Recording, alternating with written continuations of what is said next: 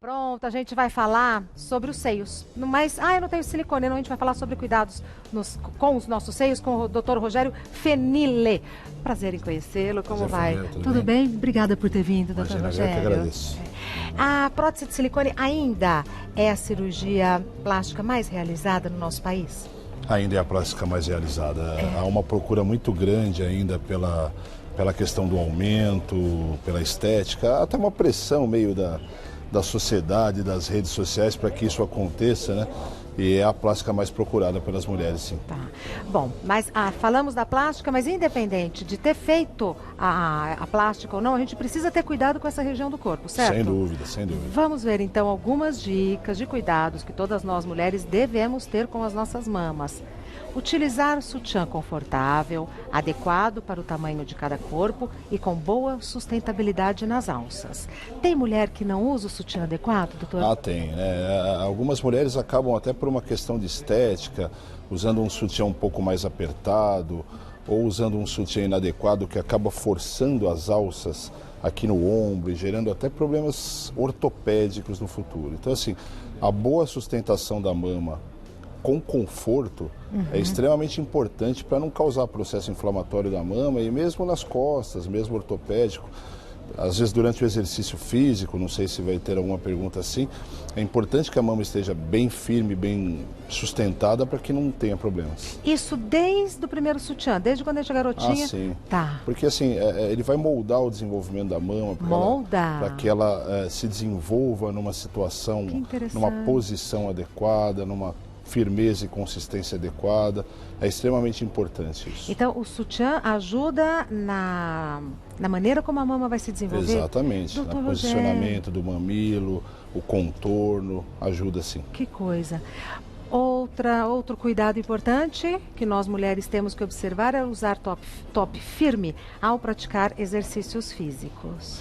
Isso é extremamente importante, porque assim, você que faz exercício tem que saber que a mama ela é presa no tórax nessa musculatura que fica atrás, que é a musculatura peitoral. Tá. Ela é presa por uma fina cápsula que é bem inervada, bem vascularizada. Se você faz o exercício com a mama balançando para cima e para baixo, não é legal. Você vai forçar essa musculatura, essa mama vai ficar forçando essa cápsula e com certeza você vai ter muita dor e pode evoluir até para um processo inflamatório. Vai ser muito desconfortável. Sem dúvida. Né? Então o importante é que ela esteja sustentada para que ela não fique forçando essa situação e essa musculatura por consequência, né? Dependendo do aparelho que você está fazendo, principalmente na corrida, na esteira, é importante que ela esteja bem sustentada. Firminha. Porque na corrida é aquele para cima e para baixo. Aí toda hora forçando, uma hora inflama. Outros cuidados: evitar comida processada. Quando os seios estiverem doloridos por fator hormonal, massageá-los com movimentos suaves. Hidratar adequadamente as mamas, não esfregar os seios em excesso com buchas e toalhas e realizar exames clínicos e específicos conforme solicitação médica. De todos esses tópicos, doutor Rogério, além dos que nós já observamos, quais que o senhor gostaria de destacar? Bom, começar com a comida processada. A gente sabe hoje, o que se trabalha muito no mundo hoje é o conceito que a gente chama de survivorship, que seria a sobrevivente do câncer de mama e aquela que tem uma tendência a isso. A gente sabe que os alimentos hipergordurosos, principalmente com gorduras inadequadas, alteram o metabolismo a ponto de repente a mulher tem uma tendência a ter câncer de mama, aquilo vai ser mais um fator acelerador para que isso possa ocorrer. Tanto doenças cardiovasculares, quanto também cânceres, não só de mama, como outros tumores. Então a questão da dieta saudável hoje, que é muito trabalhada por vários veículos, é extremamente importante, porque vai servir para tudo, não só para o câncer e para a mama, mas principalmente para a saúde de uma maneira geral. Tá. A questão do fator hormonal é assim, toda mulher vai ter um pouco de dor na mama, especialmente no final ali da segunda fase do ciclo. Porque nessa fase é um jogo hormonal. Na primeira fase é o estrogênio, na segunda é a progesterona. A progesterona ela retém sódio e por consequência retém líquido. Tá. Então é normal que a mama fique mais inchada e mais pesada. Isso é normal? É normal. Assim, vai ter vários níveis. Isso não pode ultrapassar um valor aceitável, né? Tem mulher que não pode pegar o ônibus, que não pode abraçar um amigo. Aí complica, Aí né? Está num ponto de tratar.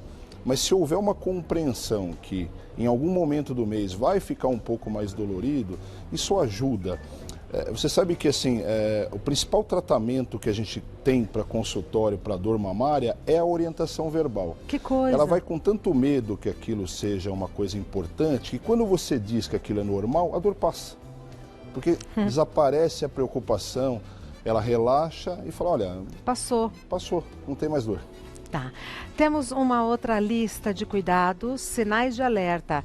Endurecimento ou mudança no tamanho ou na forma das mamas, nódulos nas axilas, secreção anormal, mudanças na aparência ou na sensibilidade dos mamilos e diferenças na cor ou na sensação da pele das mamas. Bom, todos tópicos importantes. Muito importantes, né? doutor Rogério. Então, na mama, o que você tem que prestar atenção? A pele tem que estar numa consistência adequada. Qualquer endurecimento, e em geral, esse endurecimento ele leva a uma mudança de posição da mama. Né? Então a mulher nota. Nossa, a mulher tem o caimento normal da mama. Vai notar que aquela mama ficou um pouco mais em pé de repente. Ficou um pouco mais firme, o mamilo subiu um pouco. Ou houve um abaulamento em alguma região, né? Uma nodulação, enfim, que mudou o formato e a posição da mama. Essa questão é muito importante. Muito. Né? O nódulo é pouco visível, mas quando ele é visível é uma coisa muito aparente notável, mesmo, né? Aparente mesmo. Essa questão de nódulos nas axilas são importantes. A gente sabe que o câncer da mama, o primeiro lugar que ele pode migrar do organismo é para a axila. E por vezes o nódulo na mama não é notado, mas o nódulo na axila é. Então tomar cuidado quando estiver fazendo a depilação ou estiver ali manipulando a axila, se notar algo diferente, procurar o médico imediatamente, porque aquilo pode ser um sinal de doença não ali, na mama. mas na mama. Tá. Que às vezes o tumor está profundo, não foi detectado e migrou para a região da axila. A secreção é muito importante. A secreção, muitas mulheres têm secreção na mama, principalmente as fumantes. Os fumantes, eles acabam tendo uma secreção um pouco mais esverdeada, ora amarelada. Mas, o que realmente importa? Se você tem secreção nas duas mamas, dificilmente você vai ficar doente nas duas mamas ao mesmo tempo. Você vai pensar muito mais de uma coisa externa que esteja agindo nela do que uma doença nela. Tá. Então, a secreção que nos chama a atenção é quando ela é de um lado só, quando ela é espontânea. Aquela mulher que chega em casa, puxa, meu sutiã está sujo de sangue. Secreção é sangue.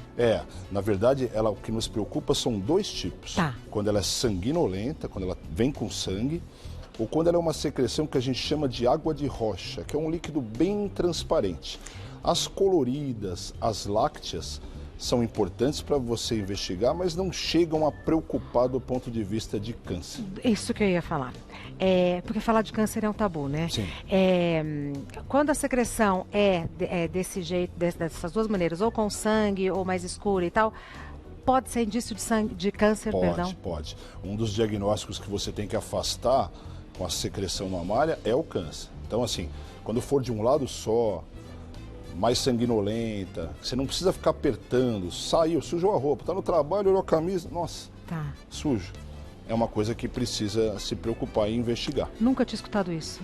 É importante. Muito importante. É importante, importante. Mais algum tópico aqui que vale a mudança dos mamilos. Mudança dos mamilos. Existe um tipo de câncer que é um pouco raro, que chama doença de Paget. Ele começa pelo mamilo, porque a mama traduzindo numa linguagem para que as pacientes, às vezes no consultório você tem dificuldade em explicar o que é o tecido mamário, o que é o tecido de estroma, não entendem. Então, assim, se você fizer um paralelo, assim, uma coisa lúdica, a mama é como se fosse uma grande gelatina que tem vários canudos dentro. Tá. Os canudos são os ductos por onde surge o leite que vocês amamentam e etc. E a gelatina seria o tecido de sustentação. Tá. Então, na verdade, a doença pode começar num desses canudos, que são os ductos, começar lá atrás e vir por dentro desse canal sem dar nenhuma repercussão. A primeira repercussão que ela vai dar vai ser no final, porque todos os ductos convergem para o mamilo. Mas que exemplo maravilhoso! Dá uma ferida no mamilo, que não melhora com corticoide, não melhora com anti-inflamatório, Aparece não melhora sem a com gente saber hidratante. Aí você fica pensando que talvez possa ser uma alergia, mas aí você passa um creminho, não melhora.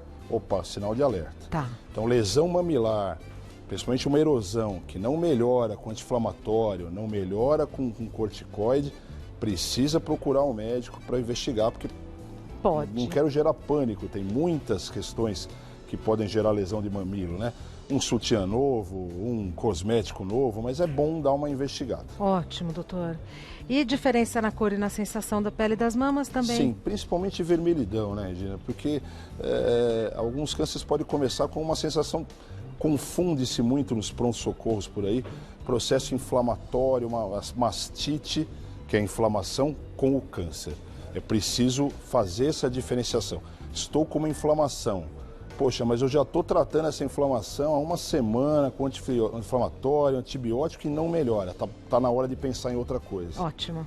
Porque a coloração da mama não melhorou, aumentou. E tem uma coisa importante em pele que chama pele em casca de laranja. É como se fosse aquela pele toda enrugadinha com aqueles furinhos, isso é um sinal de um câncer grave. Então é preciso notar isso. Na verdade, o que a gente pede para as mulheres todo mês é se olhar um pouquinho no espelho alguns dias, Tá. né? Palpar a mama alguns dias. E como bem observamos aqui, o objetivo não é pânico nem Não, alarme, é apenas mas chamar atenção. até porque quando a gente fala de câncer, o tempo Sim, faz sem diferença, dúvida, não é, doutor muita Rogério? diferença. O tempo do diagnóstico, Isso. procurar o tratamento adequado rapidamente, procurar o seu médico rapidamente faz muita diferença. Perfeito. Vamos aos mitos e verdades sobre esse assunto que estamos falando com o Dr. Rogério. É mito ou verdade que é normal ter um seio maior do que o outro? Era a minha primeira pergunta. Absolutamente verdade. O desenvolvimento da mama ele é um jogo de hormônios, né?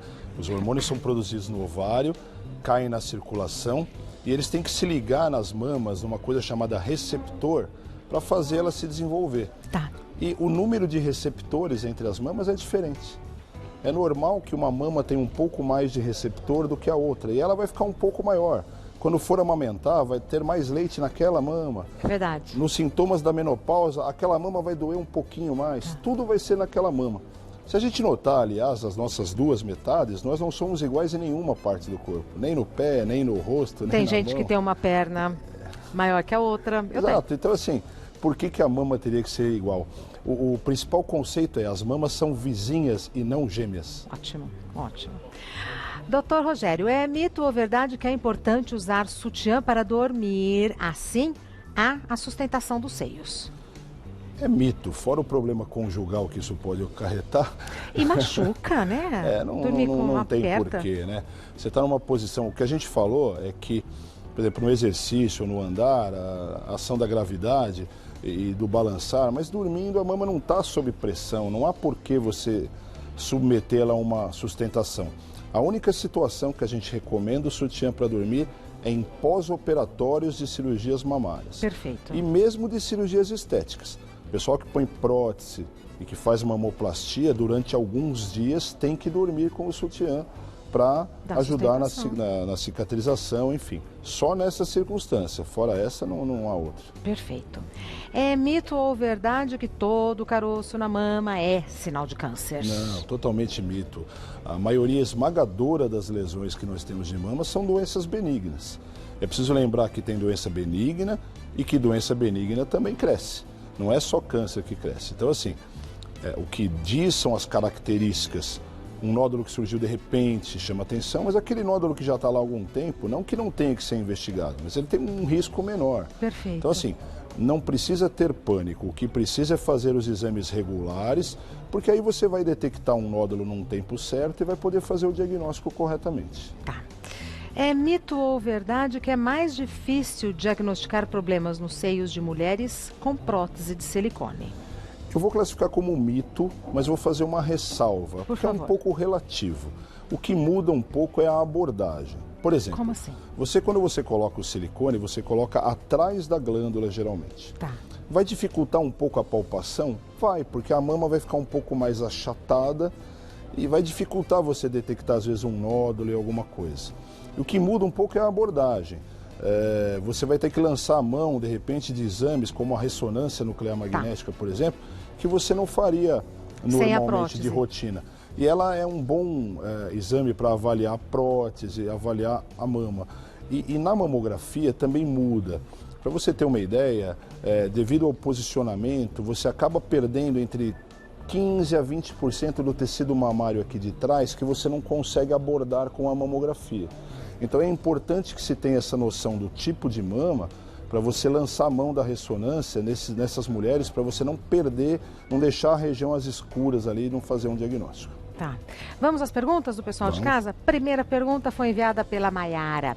Sutiã com bojo pode prejudicar os seios ou não interfere na saúde das mamas? Não interfere, Maiara. O bojo geralmente ele comprime essa região mais inferior da mama para moldar um pouco mais a mama. Essa região, naturalmente, a gordura já é um pouco mais espessa, né? Se você em casa quiser palpar, sempre essa gordura é um pouco, até para sustentar o peso da mama mesmo. Ele faz uma compressão externa. Na verdade, ele pode gerar um desconforto, que pode ser um processo inflamatório, mas gerar doenças da mama, não. Não, mesmo para adolescentes mesmo ou meninos. Adolescentes. Tá bom. Próxima pergunta é enviada pela Bárbara.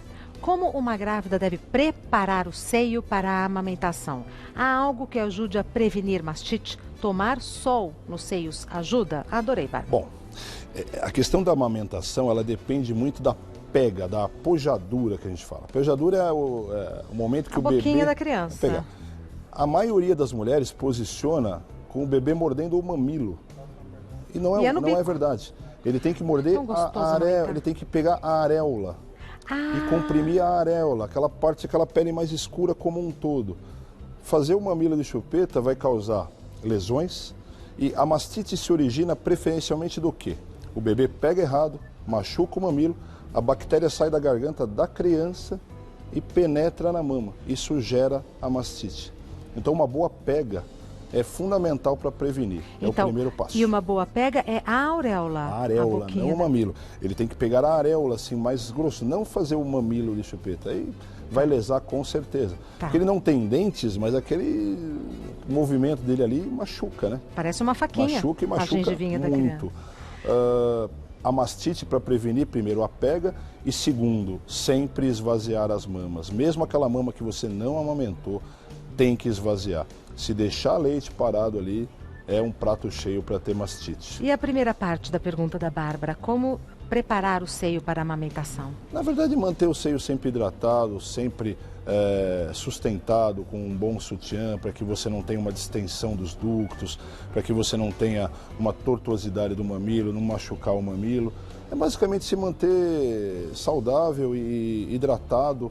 Tem aquelas estrias todas para evitar aquele processo inflamatório e cuidar dessas questões. O sol? A questão do sol, não, ele vai causar só queimadura da pele e uma vasodilatação, mas não vai interferir na questão da amamentação. Perfeito. Próxima pergunta enviada pela Silvana. Por que a mamografia aperta tanto os seios? Bom, aperta para valer. Aperta pra valer. Quando você acha que apertou tudo, não aperta mais. Eu não gostaria de fazer. Mas assim, o que acontece? A mamografia é um raio-x. Se você tem uma estrutura muito larga para que o raio-x possa passar por toda ela e fazer um diagnóstico, fica difícil, porque o raio-x vai chegar lá do outro lado, ele não vai ter uma nitidez na imagem. Então ele comprime para que o tecido se espalhe, para que o raio possa passar por aquela estrutura e detectar lesões. Tá. Mama mal comprimida, às vezes me preocupa muito quando a paciente fala assim, fiz a mamografia e não deu nada. Eu falei, poxa, foi mal feita. Porque às vezes não comprimiu adequadamente, você vê aquela mamografia toda borrada, né? E acaba não servindo para nada, é 2 trabalhos, vai ter que refazer e apertar de novo. A partir de que idade é preciso fazer a mamografia anualmente? Existem 2 recomendações. O Instituto Nacional do Câncer e a OMS, eles recomendam que a partir dos 50 anos se faça a mamografia. Mas a recomendação da Sociedade Brasileira de Mastologia, o que a gente segue aqui no Brasil, é a partir dos 40 anos se fazendo anual. A mamografia é um exame extremamente importante. Para você ter uma ideia, ela reduz no mundo a mortalidade por câncer de mama em 34%. A morte? Não é pouca coisa. Não é pouca coisa. Porque ela faz o diagnóstico precoce e evita mortes, sim. Então, não é um exame a ser desprezado. Ótimo. Próxima pergunta enviada pela Marina. Pelos nos seios é sinal de alguma doença no organismo? Bom, na verdade, quando você tem pelos em excesso no corpo, você tem que pensar em alguma doença hormonal. O ovário da mulher produz tanto hormônio feminino quanto hormônio masculino. Uma situação que a gente tem muito frequente é na síndrome de ovários policísticos, em que ela produz um pouco mais de testosterona do que o normal. Isso vai gerar aumento da oleosidade da pele com acne, pelos em excesso pelo corpo, irregularidade menstrual. Em geral, essa pilificação excessiva nunca vem sozinha. Então é preciso avaliar a questão ovariana, a questão hormonal, porque com certeza a origem disso não é na mama, é fora dali que está gerando uma repercussão ali. Tá. Mais uma pergunta. Érica, aquela história que desodorantes favorecem o aparecimento do câncer de mama é mesmo mentira por conta do alumínio, não é, doutor Rogério? Sim. É mentira, é verdade? Eu também sempre ouvi isso, Érica. Não tem nenhum estudo no mundo que comprove Não essa questão. tem. Não tem. Não tem. Essa questão do alumínio, ele foi aventado de provocar outros tipos de tumores, como tumores do sistema linfático. Mas assim, são séries de casos pequenos, nunca se pôde comprovar categoricamente que o uso do desodorante. A gente tem que se basear na ciência. Claro. Se não tem um estudo Nos fatos, robusto, bem desenhado, que prove isso, não há por que abrir mão disso por conta... Eu particularmente não acredito nessa hipótese porque não tem nada comprovado. Perfeito. Mais uma pergunta. Patrícia, é verdade que ginástica faz os seios diminuírem de tamanho? Não, não é verdade. Na verdade, o que pode acontecer é que você pode emagrecer, perder um pouquinho de gordura na mama, talvez, e eles ficarem um pouco mais flácidos. Porque a mama, ao longo do tempo, ela vai sendo substituída por gordura. Você tem uma lei na natureza que é implacável, que chama-se gravidade. E não tem jeito. Substitui por gordura e ela cai. O que pode acontecer é que com exercício físico, com atividade aeróbica, você perca um pouco dessa gordura nos seios. E porque perdeu no corpo todo, porque né? a pele não volta, né? A pele esticou quando estava maior, perdeu a gordura, a pele fica flácida e dá uma caidinha. Talvez seja por conta disso. Tá. Mais uma pergunta. Cíntia, a mulher que opta por colocar silicone pode ficar com menos sensibilidade na mama e no mamilo? E eu emendo, e dificulta a amamentação? Não, não dificulta a amamentação. Tá. Por quê? Justamente pela posição. Você tem dois locais onde você coloca a prótese. Ou entre a glândula e o músculo. Então a glândula vai ficar na frente e a prótese e depois o músculo do tórax. Sanduichada? Exato. Quando a mulher não tem muita glândula qualquer, você opta por colocar atrás do músculo, porque senão vai ficar aquela coisa muito artificial. Aquela que você olha na rua e fala, aquela tem prótese. Então, assim, fica um resultado estético ruim. Tá. Normalmente não aumenta a sensibilidade. O que pode acontecer num primeiro momento é como você pôs a prótese, ela acaba comprimindo um pouco a mama aqui. A mama estava lá bonitinha, você vai lá põe uma coisa apertando ela para frente. Pode ser que num primeiro momento, por apertar essas inervações aqui do mamilo, fique um pouco mais sensível, mas gradativamente o organismo vai se adaptando a isso e isso não perdura. Normalmente a sensibilidade é normal. Então não afeta a sensibilidade não afeta. no médio prazo? Não afeta. E com relação à amamentação, a mesma coisa. A glândula continua lá. Tá. Então, assim, não vai interferir nos ductos, né? Tá bom. O doutor Rogério Fenili é médico mastologista especialista em reconstrução mamária. O site do doutor Rogério é Dr. Rogério Fenili. Doutor é DR. DR Rogério, ficam 2 R's mesmo.